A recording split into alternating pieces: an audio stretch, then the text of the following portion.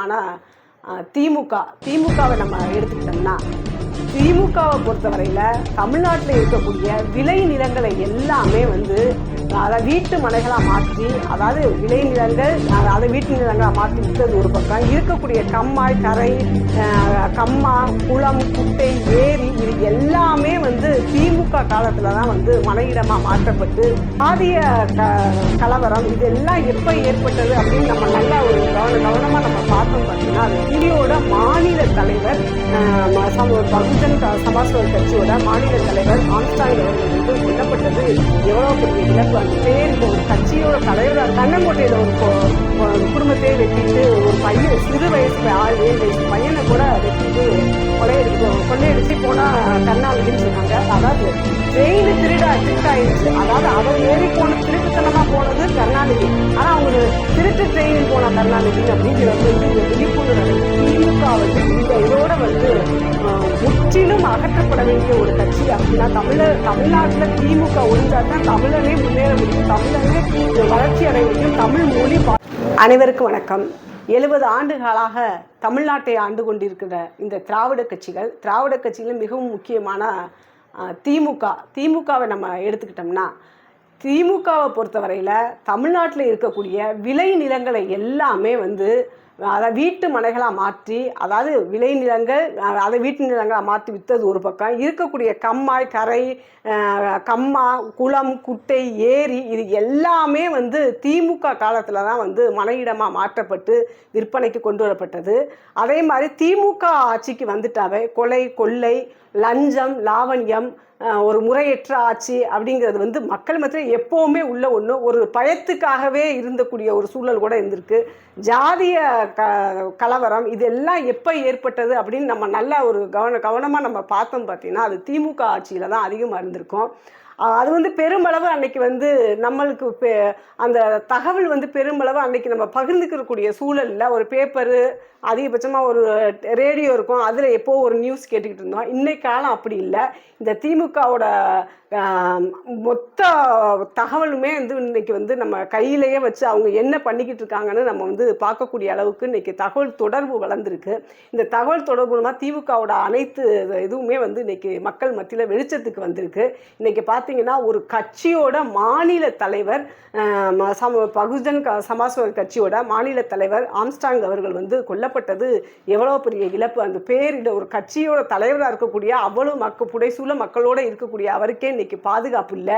அதே சொல்ல சாமானிய மக்களுக்கு எந்த அளவுக்கு இன்னைக்கு ஒரு பாதுகாப்பு இருக்கும். ஒரு ஜாதிய கொலை, இன்னைக்கு திருநெல்வேலியில் நடந்த ஜாதிய கொலையை எடுத்துக்கிறீங்க. கொலை நீங்கள் கொள்ளையடிச்சிட்டு போகிறத எடுத்துங்க. இந்த முடக்கூரையில் எடுத்து ஒரு குடும்பத்தையே கொண்டுட்டு கொள்ளையடிச்சு போனாங்க. கண்ணங்கோட்டையில் ஒரு குடும்பத்தையே வெட்டிட்டு ஒரு பையன் சிறு வயசு 6-7 வயசு பையனை கூட வெட்டிட்டு கொள்ளையடிச்சிட்டு போகிறாங்க. தமிழ்நாடு முழுக்கவே இன்னைக்கு கொலை, கொள்ளை, லஞ்சம், லாவண்யம் இது எல்லாமே இன்னைக்கு தலைவிரிச்சு ஆடுது.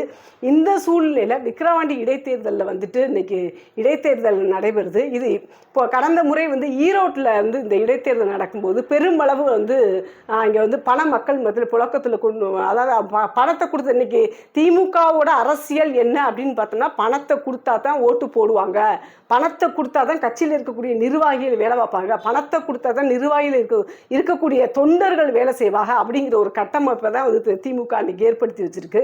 இந்த பணம் எப்படி அவங்களுக்கு வந்துச்சுன்னா, திருட்டேறி போனால் கருணாநிதினு சொன்னாங்க. அதாவது ட்ரெயின் திருட்டாயிருச்சு. அதாவது அவர் ஏறி போன திருட்டுத்தனமாக போனது கருணாநிதி, ஆனால் அவங்க திருட்டு ட்ரெயினில் போனால் கருணாநிதின்னு அப்படிங்கிற மாதிரிலாம் சொல்கிறாங்க. எப்படிலாம் நான் ட்ரெயின் தானே, அவர் தானே திருட்டுத்தனமாக ட்ரெயினில் ட்ரெயின் எப்படி திருடாகும்? இதெல்லாம் மக்கள் நிறைய இதெல்லாம் இன்றைக்கி பேசப்பட்டுக்கிட்டு இருக்கு. இந்த மாதிரி கருணாநிதி ஆட்சியில் இந்த பணங்கள் இந்த பணம் எப்படி இந்த அளவுக்கு புழக்கத்துக்கு மக்கள் மத்தியில் இவங்க கொண்டு போய் சேர்க்குறாங்க அப்படின்னு பார்த்தோம்னா, மக்களோட வரி பணங்களை எல்லாம் லஞ்சமாக பெற்று நம்மக்கிட்ட இருக்கக்கூடிய இயற்கை வளங்களை எல்லாம் விற்பனை செஞ்சு அதுக்குரிய அந்த வரக்கூடிய பணங்களை எல்லாம் அரசியல் செல்வாக்கு தன்னை வளர்த்துக்கிறதுக்காகவும் அதிகாரம் வர்றதுக்காகவும் இந்த பணத்தை மக்கள்கிட்ட கொடுத்து இதை ஓட்டு வாங்க வாங்குறத ஒரு வழக்கமாக கொண்டிருக்காங்க. இன்றைக்கி சூழ்நிலை ஏழ்மை நிலையில் இருந்த 70 ஆண்டுகளாக மக்கள் வந்து கையேந்திர நிலையில தான் நம்ம அரசாங்கம் நம்ம மக்களை வச்சுருக்கு. ஒரு 500 ரூபா கிடைக்கும் போது அது உங்களுக்கு பெரிய விஷயமா தெரியுது. அதுக்கு அவங்க உண்மையாக இருக்கணுமே நினச்சி வாக்குகளை செலுத்திறாங்க.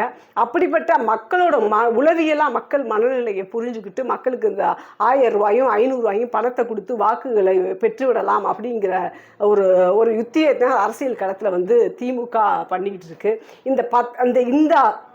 இந்த பணம் கொடுத்து மக்களோட அதிகாரத்தை பெற்று இவங்க எப்படி மக்களுக்கு நல்லது செய்வாங்க அப்படிங்கிற கேள்வியை நாம் தமிழர் சார்ந்த கட்சிகளும் பிற கட்சிகளும், நாம் தமிழர் உண்மையாக இருக்கக்கூடிய ஒரு சில கட்சிகளும் இந்த கேள்வியை வந்து இன்னைக்கு பெருமளவு கேட்டுக்கிட்டு இருக்காங்க. இது பொதுவாக வந்து ரொம்ப குறிப்பிடத்தக்க சொல்ல வேணாம். இது வந்து குறிப்பிட்டு சொன்னோம்னா நாம் தமிழர் கட்சி வந்து பெரிய அளவில் வாக்குக்கு பணம் கொடுப்பது குற்றம் அப்படின்னு சொல்லி பெருமளவில் எல்லாருமே தேர்தல் நின்ற வேட்பாளர்களும் சரி எல்லாருமே இதை மக்கள் மத்தியில் வந்து இன்னைக்கு பெருமளவில் கொண்டு சேர்த்தாச்சு.